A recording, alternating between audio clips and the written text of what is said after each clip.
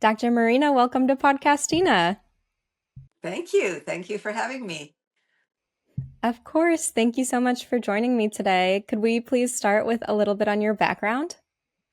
Sure. I'm an OB-GYN from Ottawa, Canada. I'm conventionally trained. I've been in practice for over 30 years, but I've also had an interest in functional medicine and alternative medicine and longevity medicine. And that's really played a role in the way that I treat patients. I think I have a more holistic perspective than many of my colleagues. And I think a lot of my patients have been thankful for that. So, this is part of the approach that I've used when I've written my book, Optimizing Your Fertility Naturally. What is it about the OB-GYN space that called to you? Oh, when I was a medical student, delivering babies. That's the attractive part. It's attractive, but also it's a difficult lifestyle because babies do like to come at night. Unfortunately, it is quite a busy practice, but there's something so special about it, and it's mostly a very joyous specialty, which I also liked, and I like being surrounded and talking to women. That's what I do all day, and I love it. It's certainly needed, and I like that angle too, and I like that you've found a way to kind of commingle the holistic side of it with the medicine side of it. And I have a lot of questions around that, but I think we should start on the bigger topic that I'm interested in, which is in your perspective, what's been going on with birth rates? Well, fertility rates have actually been plummeting for years now. It wasn't initially recognized. In some countries, it started back in the 70s. And in the 70s, we were still talking about overpopulation. But actually, over the years, it's been decreasing steadily. And men's sperm counts have decreased by over 50% in 2 generations. So that's part of the issue. It's not the whole issue, but it's definitely a part of it. And is that something that we as a society need to be worried about, a lower birth rate? Absolutely, because we're way below replacement levels, which means that in 30 years' time, there's going to be a gap in society. There's going to be a lot of older people and nobody who's young and working and sustaining the society. And that's worrisome from an economic perspective. And countries are recognizing this and they're trying to do their utmost to help things. Some of them are funding IVF. Others are trying to, have baby bonuses or, financial enhancements. They're trying different things to see if it's going to help the situation. I'm curious, do you know if there's certain areas of the world where it's the worst? And if so, how does it kind of compare to North America?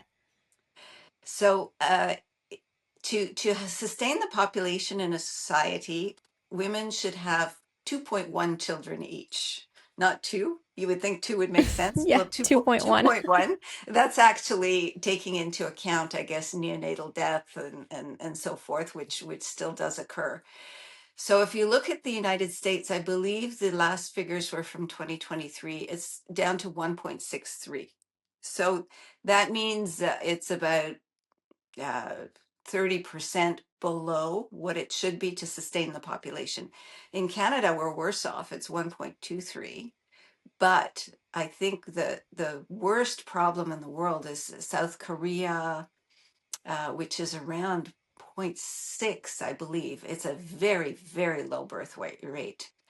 Now, pretty much every first world country is suffering from this. In Africa, birth rates are decreased, but they still have higher than the sustainability levels. So, what I imagine will happen is that people will want people from Africa to come and be in the workforce in the first world countries, except they won't want to lose those people either because they sustain their economies. So I don't know how that's going to work. But an interesting thing is in Japan, they have had this problem for years and they have a lot of older people. For instance, one of the schemes that their government thought up is they're importing people from India to be caregivers for their elderly because they don't have enough people who are caregivers themselves. So they are starting to do this, importation of people to sustain the society. And I think that'll be happening everywhere. That's kind of my immediate logical brain goes to, oh, well, why don't we just have more immigration? But as you know, I don't know what's going on in Canada with it, but here in the US, they've really cracked down and it's way less people. And at the same time, there's this co argument going on that we need to raise the birth rates and have more kids. But I think a lot of what's going on is like lifestyle and economic opportunities, and people are just like nervous to have kids in general. But going into the ones that you're working with who are actually trying to have children, do you see like a decline in fertility that's also going on alongside this? Absolutely, absolutely. What all doctors are seeing who've been in practice for any length of time is that their patients have more chronic illnesses, they're sicker, and they're having more problems in general. Things like obesity and diabetes, for instance, but also autoimmune diseases. And this is impacting every part of healthcare.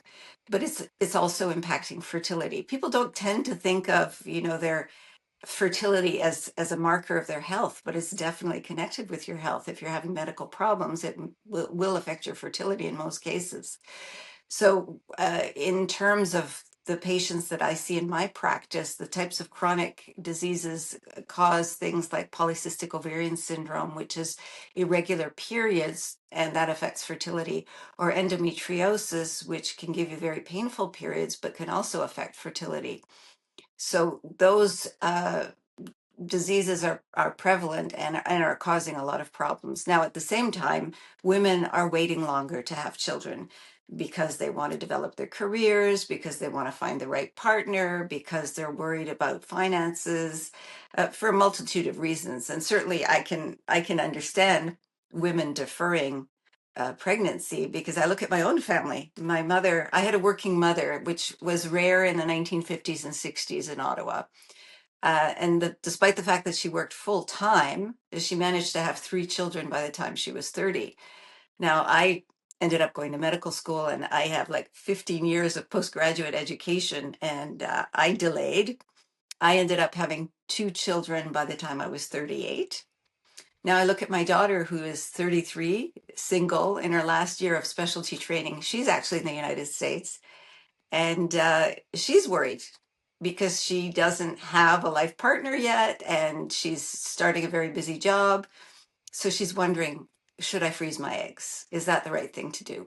And that's the question that actually sparked all of my research, because I started thinking, well, my first thought was, yeah, but she asked me to pay for it. That's the other thing. And I said, yes, well, I want grandchildren. Sure, I'll do that. But then I started thinking about it, because she asked me when she finished medical school, and I knew that she was going into a very tough residency in emergency medicine. So my second thought was, I don't think you're going to have time to do this. You're going to be stressed and exhausted. And you also don't want to freeze stressed eggs, because they're not going to be high quality eggs. You want to make sure your eggs are of the best quality so that they have the best chance of fertilization. And people don't tend to think about that. One egg is not the same as another egg. Uh, and it's just like one sperm is not the same as another sperm. You want healthy eggs and sperm. So that's what sparked me into doing this research of, what exactly is the evidence out there that you can improve egg quality or sperm quality? What are the things that you need to do? And I looked at all lifestyle factors, and there actually was tons of evidence, research articles that I reviewed, which showed that these things do make a difference. So I think it's important for women to know about this, women and men Mm-hmm. to know about it. I know the conversation is so often put on the woman and what's going on with her body, and we'll get to this later. I kind of want to try to do it a little bit in order, but I would love to know, just as far as the women or the patients in general coming into your practice, like what are the most common concerns that they're bringing to you? You mean with respect to fertility? Mm-hmm. Because I have a general OB-GYN practice. I do everything from menopause to contraception to sexual dysfunction to, painful periods, the whole gamut. So fertility is only part of my practice. Um, I see a lot of women who are having difficulty getting pregnant, and and they do have polycystic ovarian disease and endometriosis, but they also have, what's labeled as unexplained infertility, which basically means that the doctor has done some basic workup to see if the sperm count's okay, if the tubes are open, if the woman's ovulating regularly, the basic things that are necessary. And if that's all there and you're still not getting pregnant, they sort of say, well, it's unexplained. And 30 to 40% of women are told that who can't get pregnant. The thing is that if you look more deeply in a more holistic manner at the way they're living their lives, there are explanations there, but it's often multifactorial. It's often more than one thing. And this isn't an area that most conventionally trained doctors are very savvy in. They haven't been trained in lifestyle medicine and they don't have time to deal with it or talk about it. So it sort of gets put in a back corner and not discussed, which is really unfortunate. I can't imagine anything more stressful than being in a position of feeling ready for kids, wanting to start a family, going out of your way to getting this testing done, which in many places is really expensive and time consuming to go do, and then being told in such jarring numbers, like I think you said 30-40%, that they can't even explain what's going on and name an issue, because how do you start to unravel what the cause is? Exactly. And that's very frustrating. And the reproductive endocrinologists who perform the IVF procedures are not really interested because in their feeling is that they can do IVF and overcome all these things. And it's really, IVF is not as good as one would think. We each cycle there's a 30 to 40% chance that it will work. It's not 100% by any means. And when you spend 20 or $30,000 doing something and it's only a 30% likelihood that you will get pregnant, that those aren't great statistics. So on average, women have to do 2.5 cycles to have a good pregnancy.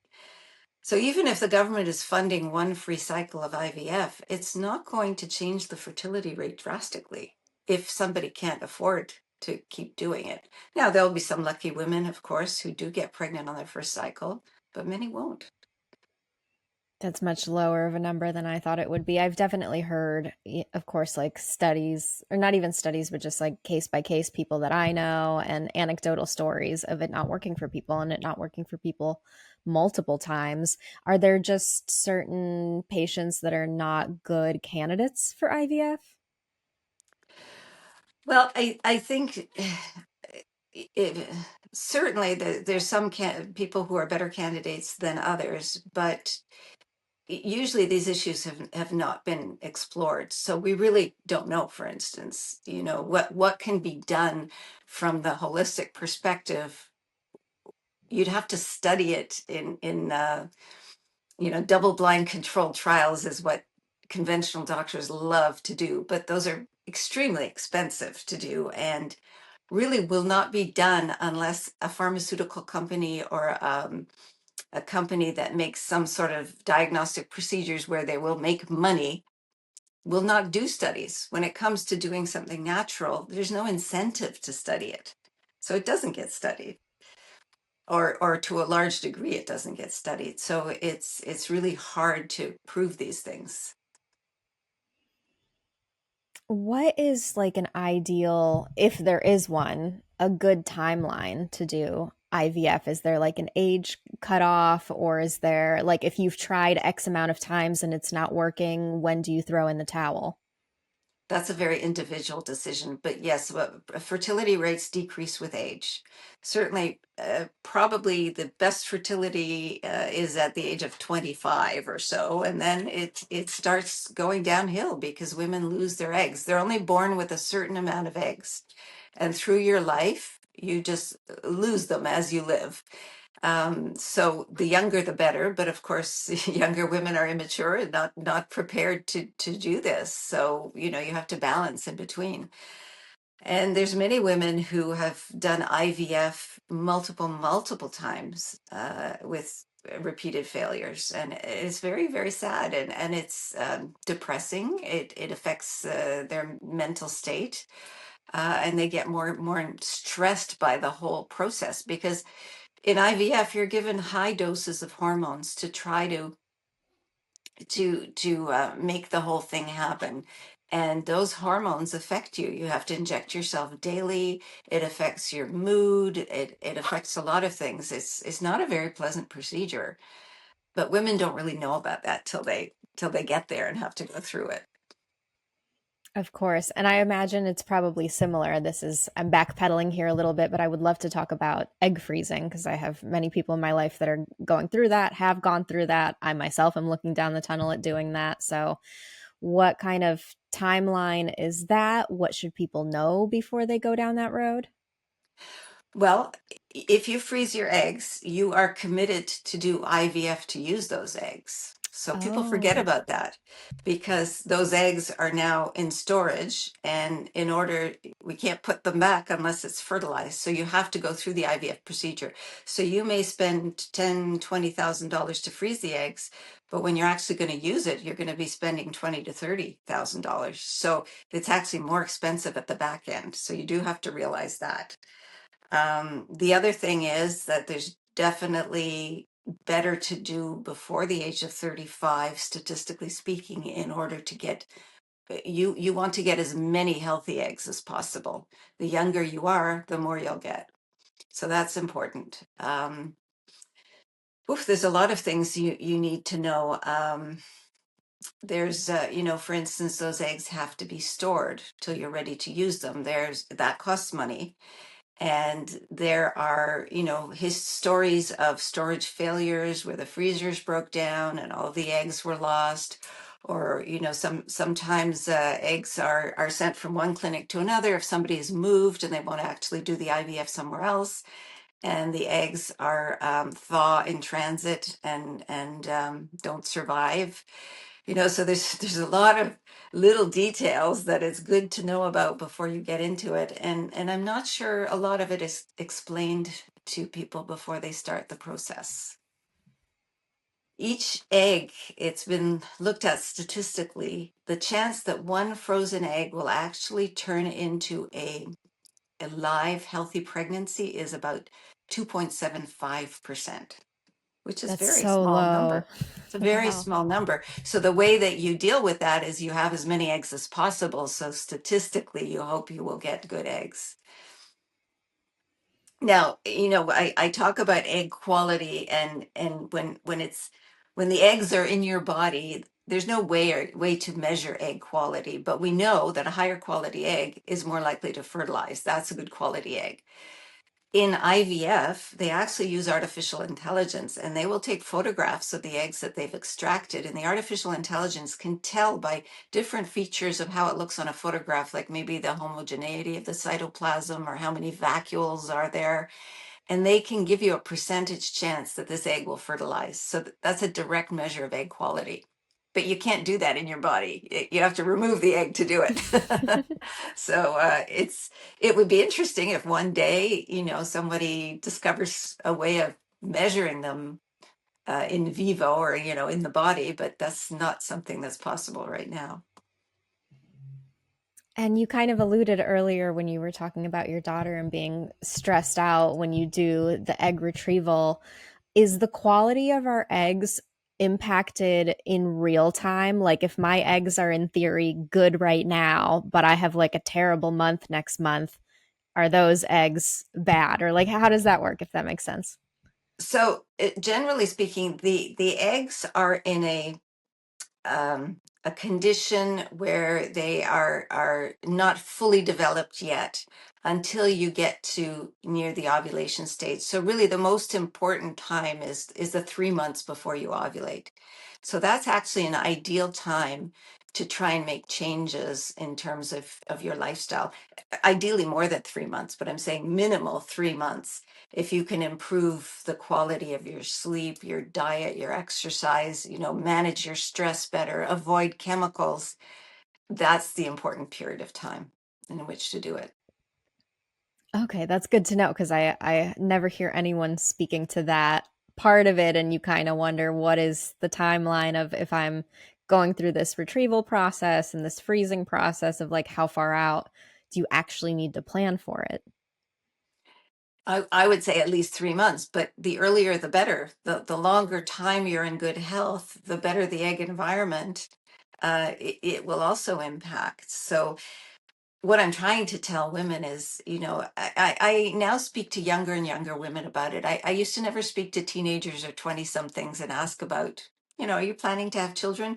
But I think this whole process has made me more aware that these things are overlooked, nobody discusses it, and nobody plans for it. So young women may come into the office, and complain of skipped periods or painful periods, and what tends to happen is the doctor looks for a diagnosis and a treatment, and often the treatment is something like the birth control pill that will just give you a regular uh, period that's less painful. So you think it fixes the problem, but it doesn't fix the underlying problem at all. It just covers it up. And so the woman ends up going on the pill for 10 years and not thinking about the fact that there may be an issue, goes off the pill at 35 thinking, oh, I'll get pregnant now. And the issue is still there.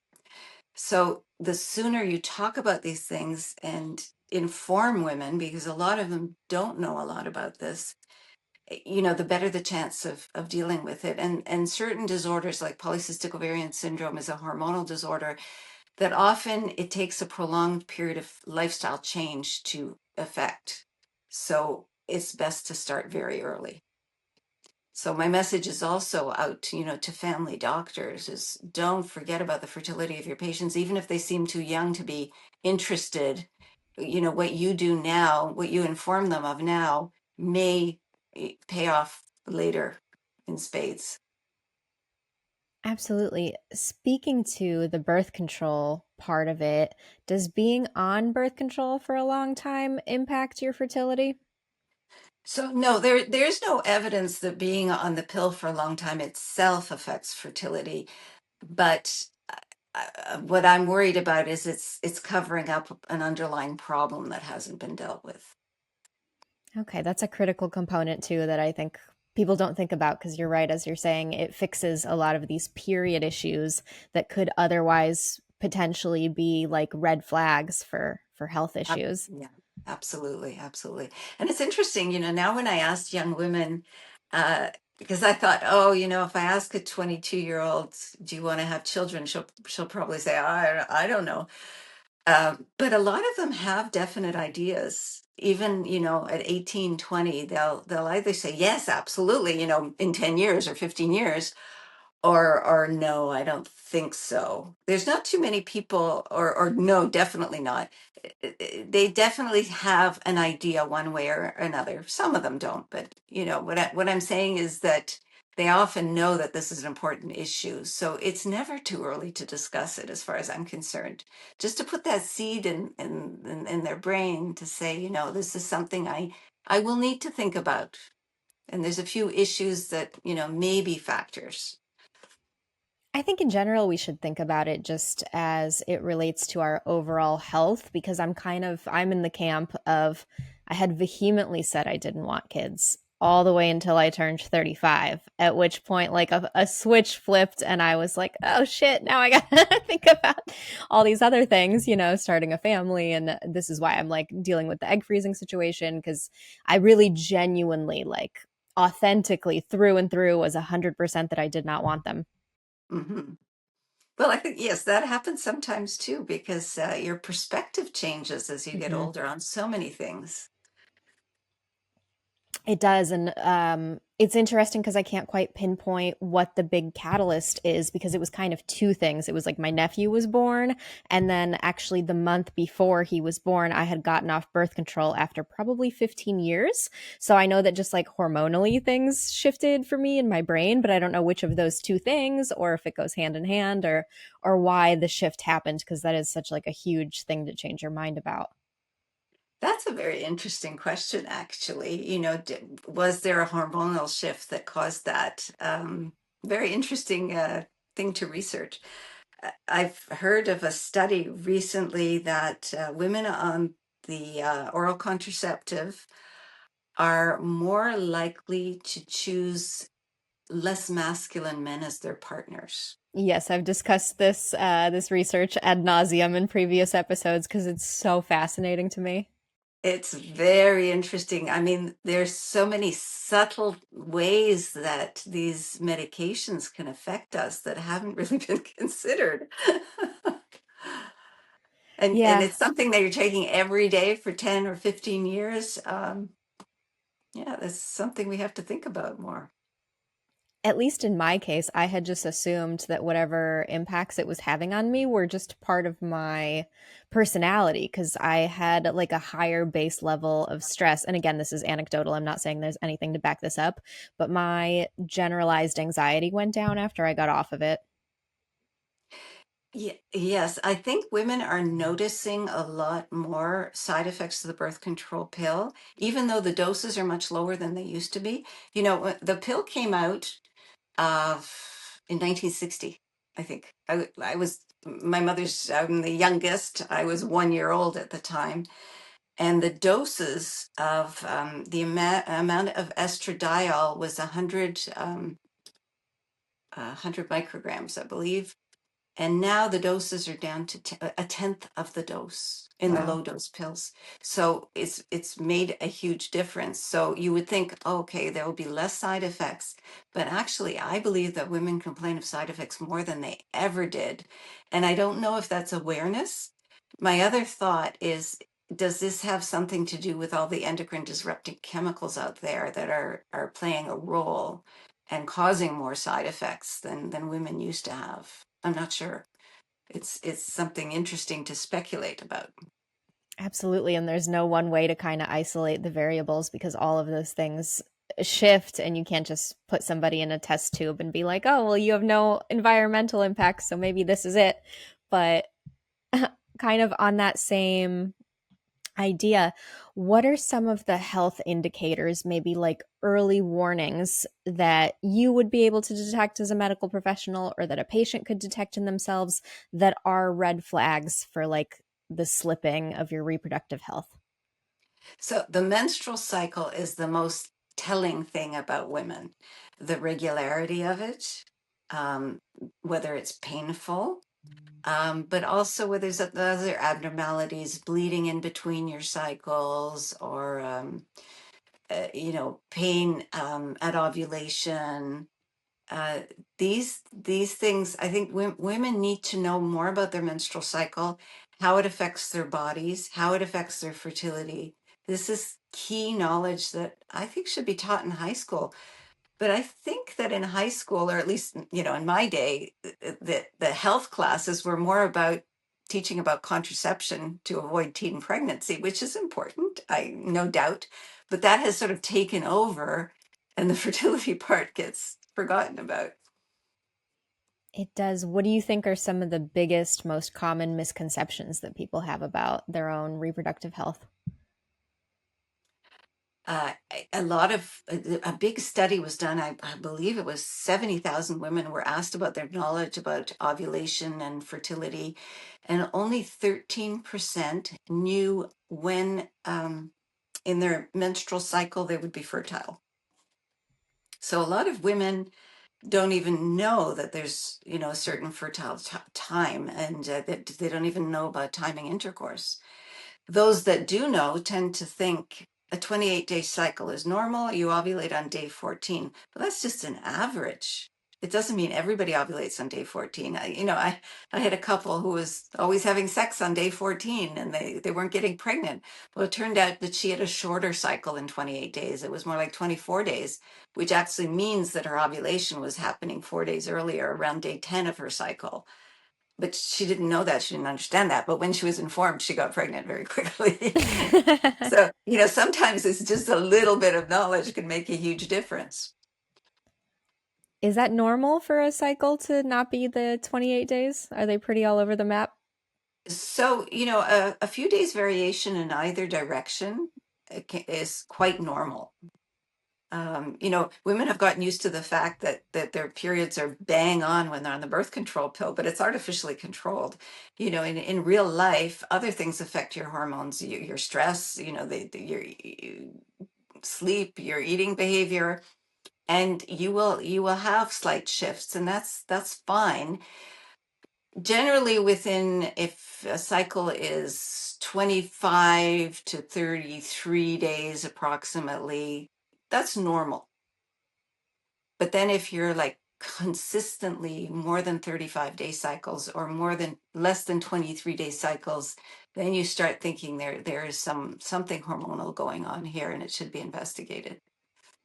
Okay, good. So there is kind of a more or less range of where it might be a red flag and an indicator of an underlying problem. That's right. So when you are working with couples, how often is the men's health, their reproductive health, a factor in why a couple can't conceive? Well, I think we're recognizing more and more that the men's part is a big part. For years, women, when a woman was having trouble getting pregnant, it was her problem. No, nobody sort of looked at the men too much. If they did, they would just do a sperm count. If it was okay, they'd figure, okay, everything's fine. But now we know better. You can have pretty normal looking sperm that have DNA deletions in them and can cause major problems for fertility. We now know that the sperm is responsible for forming the placenta, which feeds the baby. The placenta is incredibly important. You won't have a pregnancy without it. If the placenta fails, you can have a miscarriage, and those are totally due to sperm abnormalities. So we know that the men's part is, it's impossible to say what percentage of the equation. And I think the simplest thing is to say 50-50. This is a tango for two. And both partners are have to be at their healthiest if possible to make this happen. Would you say men also have a biological clock? They do, but it's not as restricted as women's clocks. Well, for one thing, they continue to form sperm throughout their lives. And it takes 75 to 90 days for a new sperm to form. So they have an unending supply. So they're lucky from that point of view.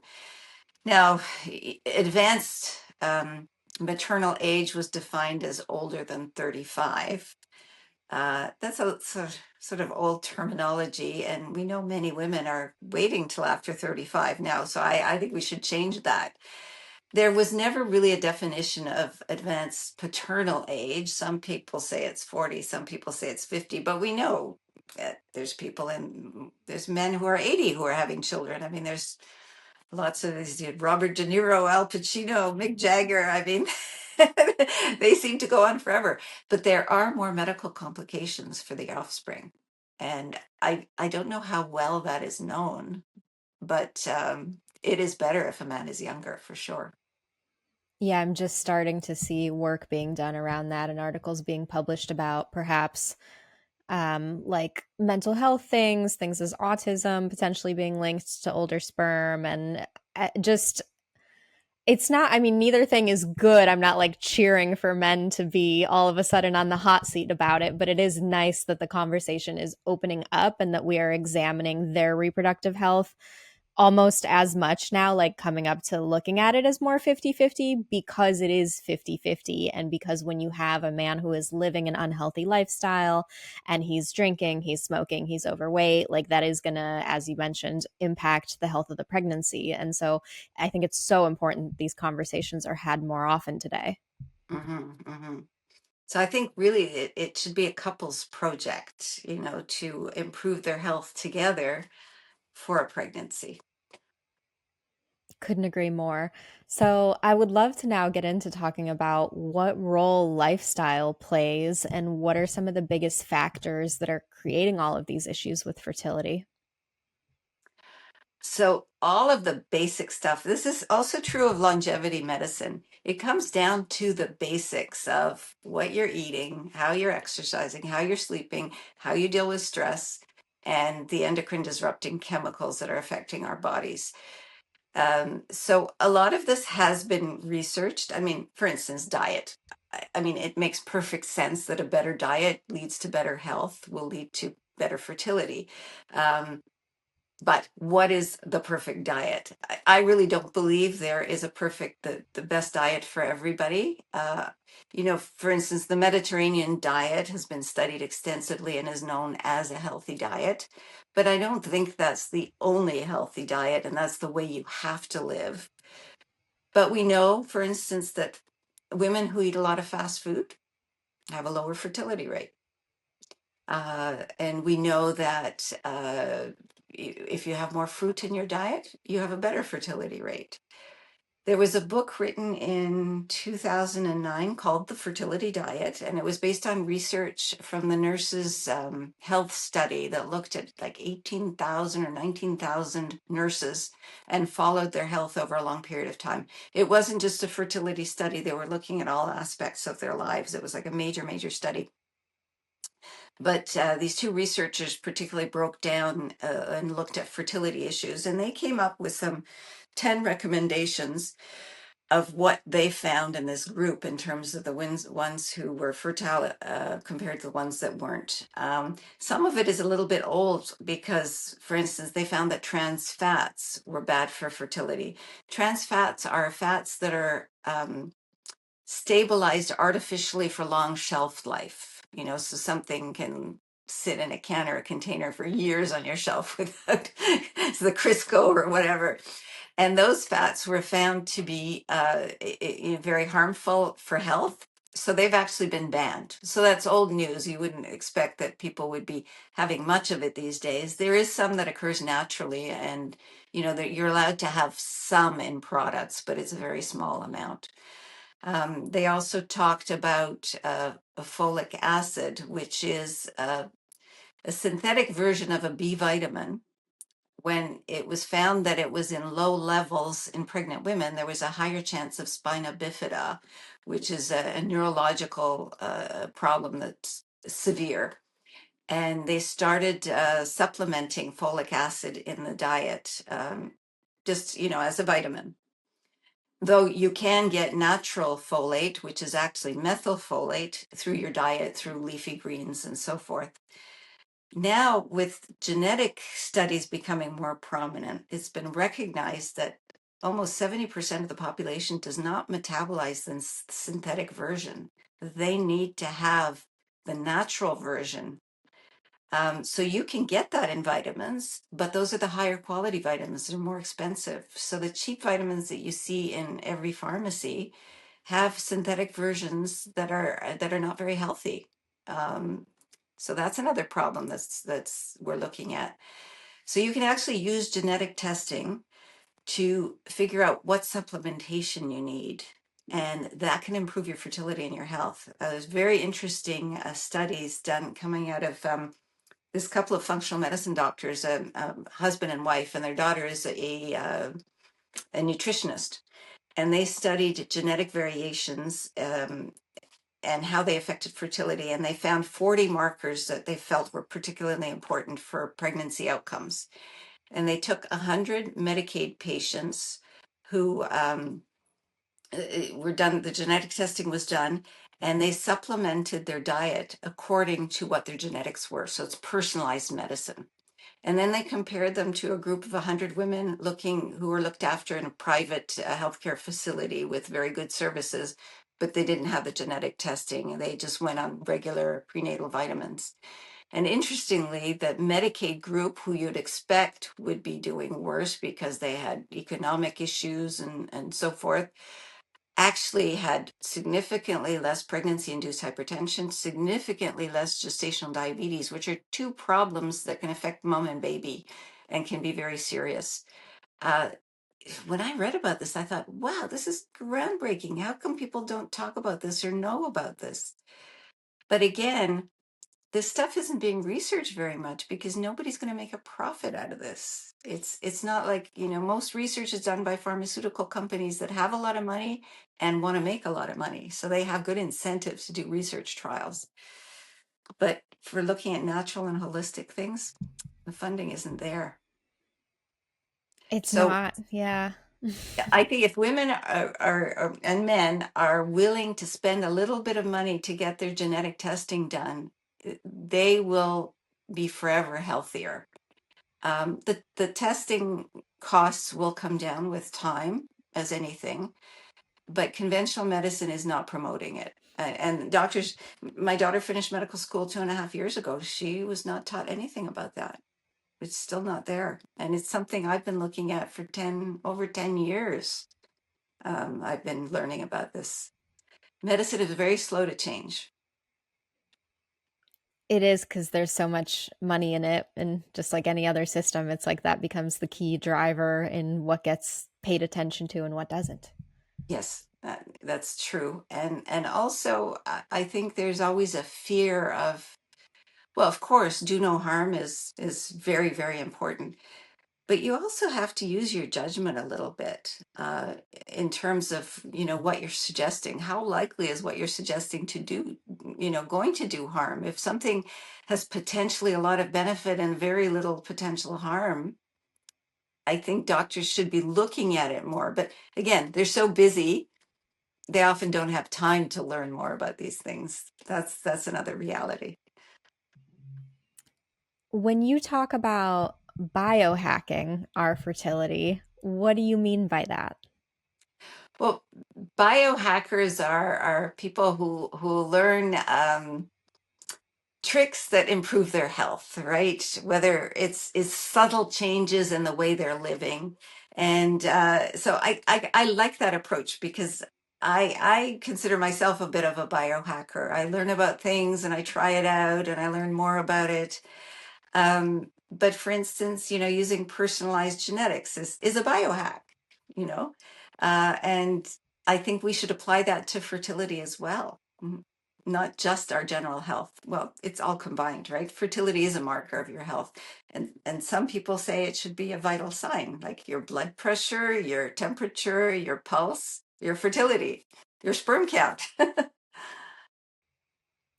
If you were to have, like, I guess it's hard to say average patient, but someone comes in, maybe they're my age, maybe they're in their mid 30s, and I'm asking you, what do I do outside of the doctor's office to potentially prolong my fertility? What are those like first steps after I get the genetic testing done? And get the genetic testing done. Improve your diet with whatever, whether it's a Mediterranean diet, but a healthy diet with, cut down on the junk food, cut down on the sugar. Those are two really bad things for your health. But also, pesticides are endocrine disrupting chemicals. So ideally eat organic. Now, that's an expensive proposition. I recognize that. Are you familiar with the Environmental Working Group? Do you know what that is? Mm-mm. Okay, so this is a US not-for-profit organization that informs people about pollution. And it does a lot of helpful things. Have you ever heard of the Dirty Dozen? Every year they produce a list of the dozen fruits and vegetables that contain the most pesticides. Wow. So it's good to know what those are because those you ideally should buy organic. But they also publish a list called the Clean 15, and those are the fruits and vegetables that have the least pesticides. So really you can get away with buying regular non-organic. So that's a helpful thing. The other thing they do is they have an app which you can download on your smartphone called the Healthy Living app.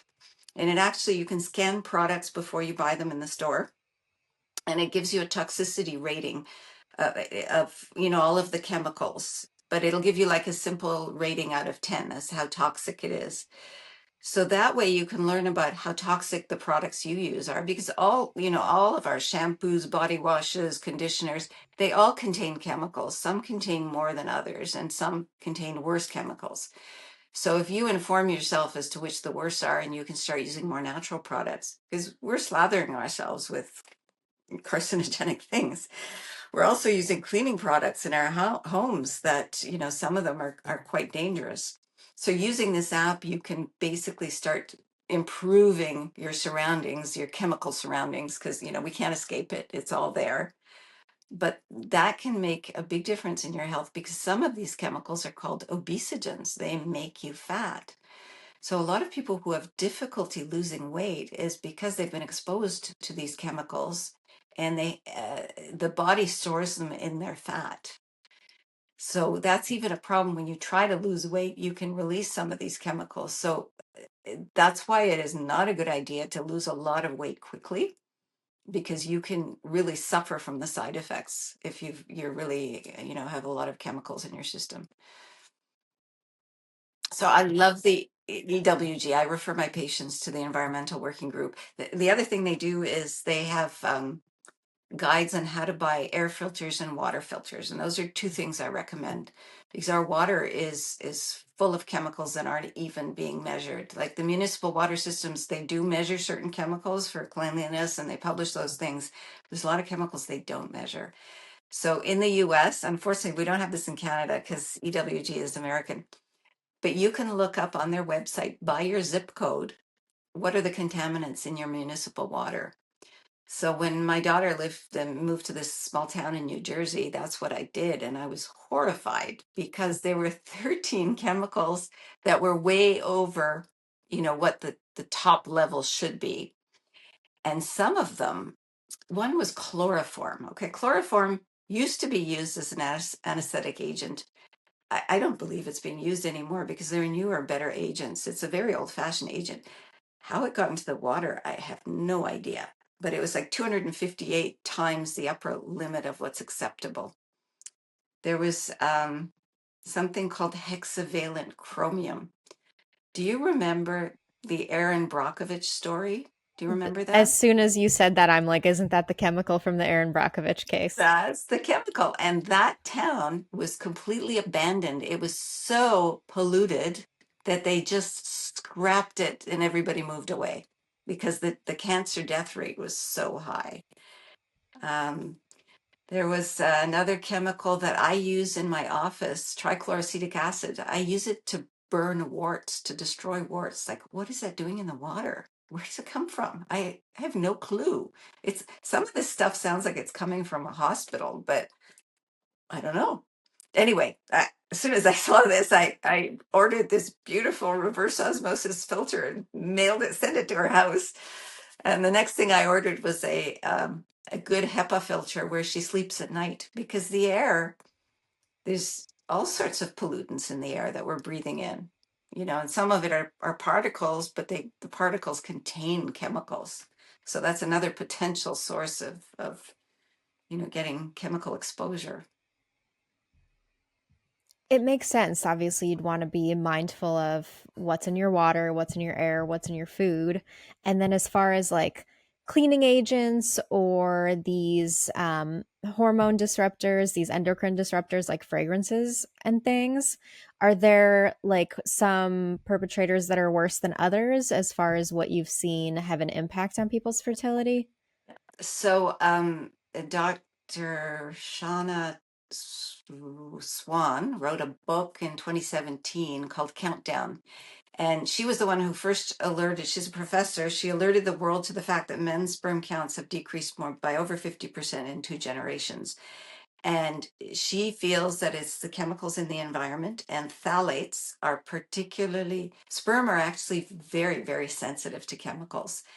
And phthalate seems to be one of the chemicals. And these are used in fragrances, colognes. I mean, all of those or most of them are artificial scents. They're not, unless you're getting essential oil based ones, which, are natural and healthy. So phthalates is a big one, and that's in a lot of things. Another one, women with polycystic ovarian syndrome have been shown to have high levels of BPA, bisphenol A, in their urine. Now, bisphenol A was banned, but chemical companies are very smart. All they do is they just adjust, make a slight change in the chemical arrangement, and the chemical still serves their purpose, but it's no longer banned because it's different than the one that's banned. So they came out with, I believe, bisphenol F. Turns out that it's even worse than bisphenol A, but it's going to take years to get that regulated. By then, they're going to have a bisphenol ZY something or other. It's very scary. These chemical companies are not well regulated because there's 80,000 chemicals out there. The Environmental Protection Agency just can't even get on top of it all. you know, except I think part of it is that industry in the United States is very powerful because in the EU, they've banned over 2,000 chemicals, whereas in the United States, I think they've only banned 9. So it's also a lot about regulation and, how much people um, care about the environment, that they're going to make legislation that impacts. Because in the EU, they also have banned GMO, which they haven't in North America. And we don't know what all the issues with genetically modified organisms can be. There are probably issues that we don't understand. But the reason that they've made most of them genetically modified is so that they are pesticide resistant. So they will keep growing with tons of pesticides. So most GMO products are filled with glyphosate or other pesticides that are endocrine disrupting chemicals. And that's why you want to eat organic. Yeah, and I'm unfortunately a little pessimistic about where we're going with the banning of those things because there's lobbyists who work for these chemical companies who end up basically funding the legislation that keeps them from getting banned. Yeah. And well, that's a big challenge. And Canada sort of follows the United States in most things. So we're not really any different here. I think we have a lot to learn from the European Union. I agree. Now, non-chemical related, there's these, I guess they're probably myths. This is probably a myth busting question, but if a guy is wearing shorts that are too tight or he's riding a bicycle or any of That's these, not a myth, it's actually. not? Okay, It's yeah, not. these urban legends, I'm curious. Yeah, so the testicles are outside of the body for a reason because the formation of sperm is a very energy intensive process and very affected by temperature. It works the best when it's 2 to 3 degrees below the body temperature. So that's why the testicles are outside. But of course, cold isn't good either. So when a man gets cold, the scrotum brings the testicles up near the body to warm them up. But any situation where you increase the temperature of the testicles, whether it's hot tubs, whether it is riding a bicycle for a long time, um, anything of that nature will actually decrease sperm counts and decrease fertility. So yes, boxer shorts are better if men are trying to uh, help their wives get pregnant. Good to know. I would love to wrap it up on a positive question. Is there something going on in your field in the research around it that you're really excited about? Oh, there is so much going on. Something that really struck me as interesting was I don't know if you've heard of anti-Müllerian hormone. Have you heard of that? No. AMH. So AMH is a hormone that can be measured in the blood, and it's basically been found to be a marker of your ovarian reserve, of how many eggs you have left in your ovaries. When it was first discovered, they sort of thought that you couldn't really change your AMH levels, though they do go down with age as your egg count goes down because it's just showing what's happening. But now we know a little bit more. We know that certain healthy things like having a good vitamin D level can affect your AMH. And we're learning more about it. But I was listening to a lecture by a researcher who is actually making recombinant AMH. So this is anti-Müllerian hormone that is made through like bacterial cultures and so forth. So they're making a synthetic version, but it's identical. And they're researching how they might use this to improve fertility, but also to provide a contraceptive at different levels that would actually preserve your ovarian supply while you're taking the contraceptive. So I think that's really fascinating. I was listening to Dr. Daisy Robinson from Oviva, I think her company's called. And I think that's going to be really interesting. There's so many things going on though, because I just peptide therapy, for instance, is used in anti-aging medicine, and I think that is going to be very interesting in fertility. Uh, what else can I talk about? Well, just the more knowledge that we have about genetics and genomics, I think is also going to make a difference with time. So there's lots of fascinating things going on. That's so exciting. Well, thank you so much for doing the show, Dr. Marina Straszak-Suri. If people want to learn more about what you're doing, where should they go? So my website is drmarinaobgyn.com, but it's drmarinaobgyn.com. I have an upcoming book that I hope will come out in the new year. So I already have a wait list for people who are interested in the book. I do a weekly blog on fertility issues, more in terms of naturally optimizing fertility, but also generally, informing people about what's happening in fertility. So if anyone's interested, they can sign up for my blog, and they can also contact me through the website. Amazing. Thank you so much for talking to me today. There was so much valuable information in this. Thank you so much. It's been a pleasure. Absolutely. And thank you, everybody, for listening. Bye.